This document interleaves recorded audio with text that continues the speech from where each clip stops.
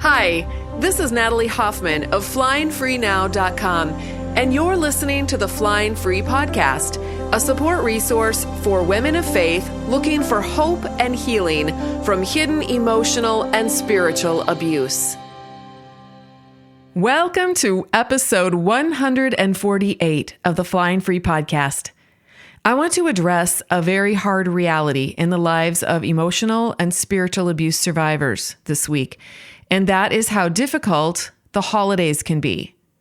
Often in emotionally destructive relationships, the abuse ramps up during the holidays or vacations, birthdays, other special occasions. The abusive individual tends to stir up more drama, makes a bigger deal out of things, sabotages your efforts to create peace and joy for yourself or your family, and they just tend to be more dysregulated than usual. So when we bring expectations to the table for how we wish things could be, the holidays can sometimes highlight or showcase the fact that what we wish for just isn't our reality. And this is disappointing. It's probably not even a word that fully captures it. It's also very sad. We feel sad for ourselves and our lost dreams and our desires. We feel sad for our kids who don't have the family life that we had wanted so much to offer them. And all of that is totally out of our control, no matter how hard we try to make it otherwise.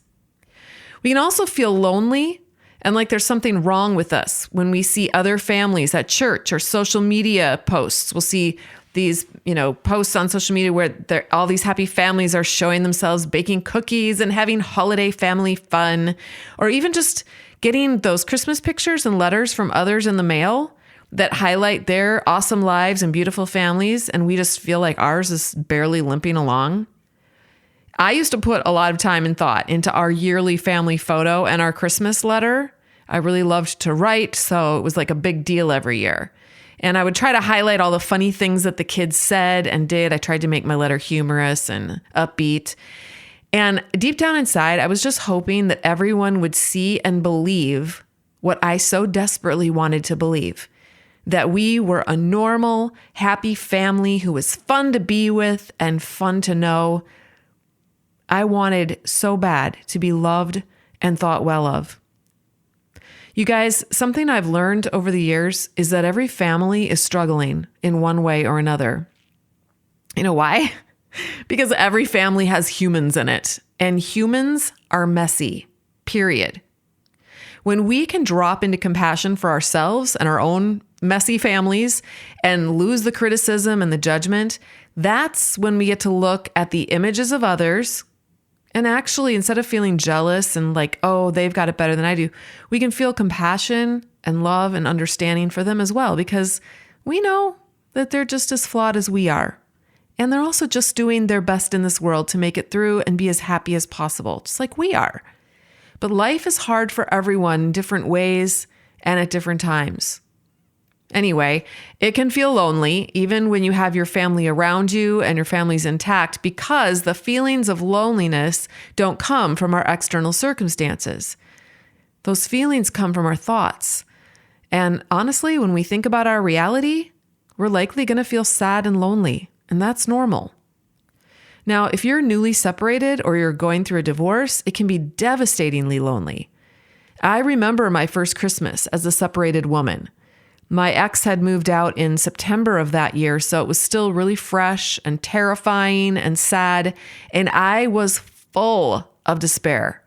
I fell apart and cried every night after I put my kids to bed. And then I would wake up to 8 kids and a business to run, and I'd wonder how I was going to make it through the day, let alone make the holidays special for my kids. Now, if you're rejected by your church family or friends because you separated, like I was, you're going to feel even more desolate and alone.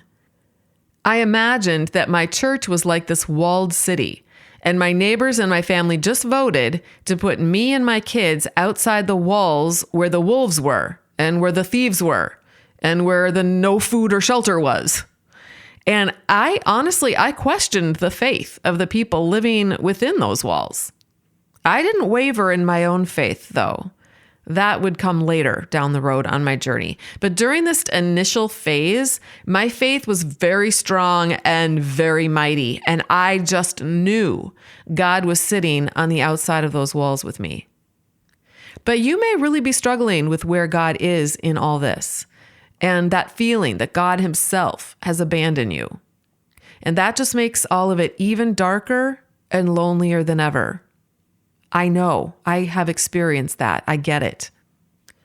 My second Christmas as a separated woman was only slightly better. Only slightly better because I was starting to get used to all of the pain from day to day. That next year had been a roller coaster of things happening, as my church had at first taken me back within the walls of the city, and they had apologized to me. They acknowledged that they had made this colossal mistake, and they tried to make amends, which for them meant trying to change my husband so we could be together and there could be this beautiful, happy ending to the story that they wanted to write. But before another Christmas had the chance to roll around, they were once again frustrated with me for not agreeing with them that my husband had changed. He said he had changed, and that was good enough for them. But I kind of wanted to see the change. I was looking for just one thing by that time, and that's to see if he could take full responsibility for his behavior. And he wasn't able to do that. So once again, I found myself outside the gates with my kids. "You're too picky," they told me, and they gave me the boot. So no Christmas miracle that year either. And again, I found myself crying in my eggnog every single night. I was emotionally exhausted and I could see no hope in sight. Is this you right now? Does the month of December feel dark and lonely? Like you've been swallowed up by a whale and now you're just sitting in the stench and the darkness waiting to just die already? I want you to know that I see you and you're not alone. It feels dark, and it is. But in that darkness, if I could light a candle, you would see so many other women sitting in that darkness with you. You don't see each other right now, but you are all listening to this podcast right now together. And God sees every single one of you. I can assure you that you are all there together. So I want to give you 3 practical things that you can do to relieve some of that pain that you're feeling. And to do that, we're going to look at 3 of the most common things women in your situation are thinking and believing about themselves. Because what we think and believe is what causes our feelings and our emotions. Now, this is really good news because we actually have some control over what we think and believe. We don't have any control over our husbands or over our kids or over our circumstances, over our churches, over our pastors, but we do have control over what we think and believe, which means that we can do some work on changing our feelings if we want to. We don't have to. There were times when and there are times now when I have negative feelings and I want to keep them. I want to feel sad. I want to feel mad. But I just want us to know that we do have some control over that. And we don't have to feel certain ways if we don't want to, but it's available to us to change some of that if we choose to do that. So one of the first things that women in your situation are thinking is, I am alone. We've already talked about that a little bit. Of course, that belief that you are alone is going to create a very empty and desolate feeling in your physical body. Now, you don't even have to be thinking that thought on a conscious level. Your subconscious brain can actually be looping on that belief without your awareness, and it's still going to cause your body to feel that desolate feeling. Now, how I would describe it for me when I'm feeling that way is like a black hole in my abdomen. It almost feels like it's going to swallow me alive. Like the force of the pain is actually sucking inward and I have to fight not falling into it and drowning. How you experience loneliness in your body may be different though. So the next time you feel it, I want you to allow yourself to become aware of it. Don't fight it or push it away. Just let it come and notice how your body experiences the feeling of loneliness. Where is it in your body? Think about what color that feeling is. What is the texture of loneliness? Is loneliness big and overwhelming, or is it small and tiny? Is it sharp or is it dull? Is it concentrated in one area of your body, or does it cover a larger area? I want you to become familiar with the feeling of loneliness so you can recognize it when it occurs again and you can name it. Oh, I notice that my body is experiencing loneliness right now. And allowing that feeling and naming that feeling is going to help you gain some agency over it. And thereby, you will alleviate the intensity of it a little bit. It's not going to go away. But when you fight it and you resist it, it makes it bigger and more painful. But if you allow it and notice it and name it, it helps take some of the bite out of it. Now, when we feel the feeling of loneliness, people tend to isolate when they feel that way, and they shut others out, even people who might be safe. And then this leaves us feeling lonelier than ever. So the next thing that you can do is to ask yourself some questions. You're asking your brain really some questions to kind of get your brain to think, kind of loosen up your beliefs a little bit. So here's some good questions to ask. What if I'm not alone? Or what if it's okay to be alone right now? How would this holiday season be different if I was okay with being alone this year? What if being alone was a really good thing for me this year? Here's another exercise you can do. Look in the mirror so that your brain can see another face making eye contact with you. Your brain doesn't know the difference between fantasy or reality. It doesn't know. It just recognizes that there's another face looking at it, okay? Look deep into your eyes and smile at yourself. And then talk to yourself out loud. Tell yourself, you are not alone. You could say, I am with you. God is with you. I promise to have your back. I promise to take good care of you. That is my job, to take care of you, and I'm going to do it. I've got you.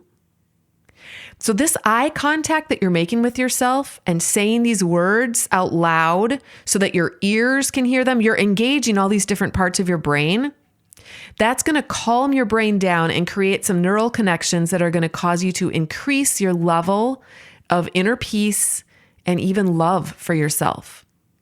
Now, if you don't believe yourself at first, that's totally okay. This takes time. Sometimes it takes days and weeks or even months of doing this every day before your brain has got a brand new automatic response of love and connection with yourself. Now, please know that God, your creator, is always connected to you, even when you don't believe it or feel it. But you can also learn how to connect with yourself in this way. I want you to give it a try. Seriously, what do you have to lose? Don't give up on yourself. You are too important. You are too precious. All right, the second thing that women in your situation often think is, I have failed myself, my husband, my kids, God, and everyone. I'm a failure. And when we think this thought, it creates a feeling of shame in our physical bodies. So what does shame feel like in your body? I want you to get familiar with this feeling so that you can notice it when it comes and name it. For me, when I feel shame in my body, I feel flushed. I feel hot. I can feel my face getting red. I can feel myself starting to sweat. I want to hide. I can feel myself contracting inwards.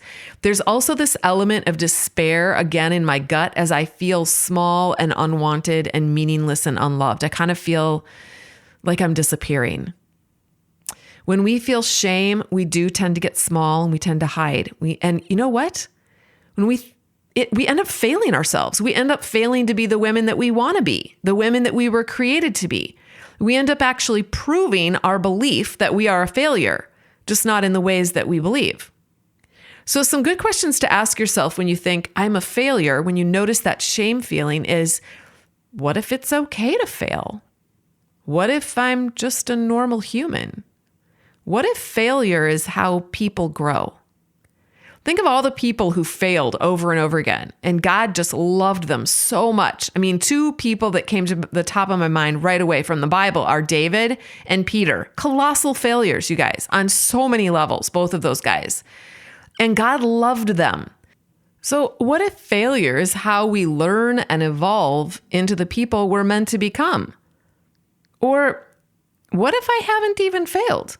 What if I've done a great job with what I had to work with and it wasn't a failure?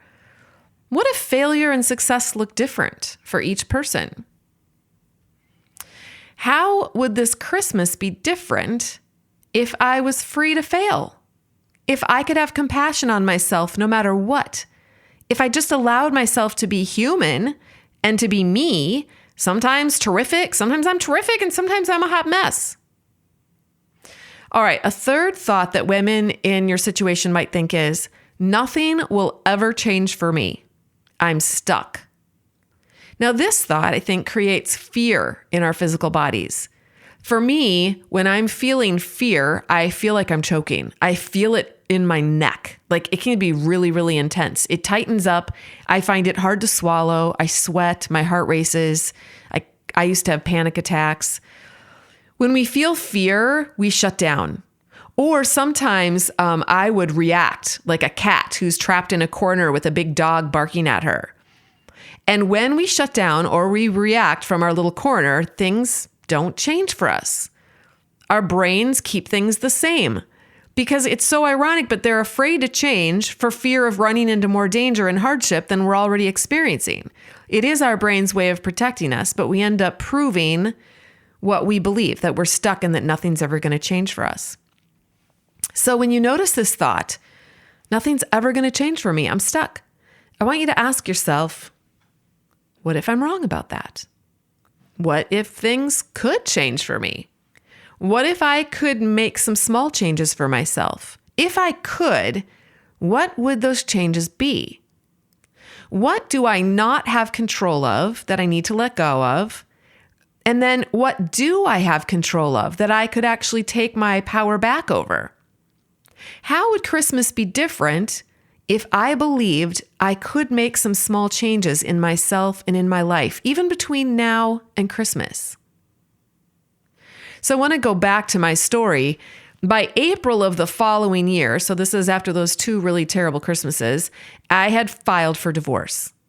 And by May, I had gone on anti-anxiety medications because of some panic attacks I was having on the road while I was driving my kids, where I'd have to pull over because I would start blacking out. And so those anti-anxiety meds kicked in and did their work. And by July, I had a whole new lease on life. So all of the personal work that I had been doing to get strong and change my brain's programming was starting to pay off. I kind of just needed that little nudge. I was feeling the little nudge of the medication to kind of get my hormones back in balance. But I was feeling hopeful. I was starting to enjoy life again that summer. I do. And again, I do think the meds had a lot to do with that as well. But after over 2 decades of emotional and spiritual abuse that nobody but the kids and I could identify, I just think that my hormones and my immune system were pretty wonky. So the medication evened things out for me so that I could get some traction in my therapy, and I did. Now, in August of that year, a boy I had known from elementary school reached out to me on Facebook, and I thought he was gay. So I didn't really think it was a problem for him to send me some kind comments. He sent me a movie recommendation one day. He sent me a corny meme one day. I always thought that a friendship with a gay man would be helpful for me to heal from my trauma that I had experienced with Christian men, mostly pastors, and then with my husband. Well, I ended up marrying that man a little over a year later because it turns out he wasn't gay after all. Needless to say, the next Christmas was very different, and I could feel my raw wounds healing over. You guys, life is like this. Sometimes it's a little like walking over stones of fire while screaming. And sometimes it's like dancing through the Swiss mountains singing. And I'm in on all of it. I want to live. And living means joy and pain. It means success and failure. It means cake and crap. It means love and loss. There's a song by One Republic that I love. It's called I Lived. And the lyrics go like this. I hope when you take that jump, you don't fear the fall. I hope when the water rises, you built a wall. I hope when the crowd screams out, it's screaming your name. I hope if everybody runs, you choose to stay. I hope that you fall in love and it hurts so bad. The only way you can know, you give it all you have. And I hope that you don't suffer, but take the pain. I hope when the moment comes, you'll say, I did it all. I did it all. I owned every second that this world could give. I saw so many places, the things that I did. Yeah, with every broken bone, I swear I lived. I hope you spend your days, but they all add up. And when that sun goes down, I hope you raise your cup. I wish that I could witness all your joy and all your pain, but until my moment comes, I'll say, I did it all. I did it all. I owned every second that this world could give. I saw so many places, the things that I did. With every broken bone, I swear I lived. You guys, we only get one 2021 Christmas, and we will never get it back again. I look back on those 2 years when my life was at its very lowest, and I remember how I leaned into the pain. I really didn't try to avoid it or stop it. I embraced it. I cried a lot because I wanted to grieve fiercely. I tried not to think about the next day, but only focus on getting through the day at hand. And I think that's how I survived those seasons. Sometimes it was 1 hour at a time. Some of my kids have special needs, and there was a lot of chaos going on. When the pain eased up, and I would watch my kids playing nicely or enjoying Christmas music or hot chocolate or building snowmen in the backyard, I would grab those moments too, and I would live in them with gratefulness and joy. I knew the pain was probably going to come rushing back at any minute, but I really tried hard to stay as present as I could.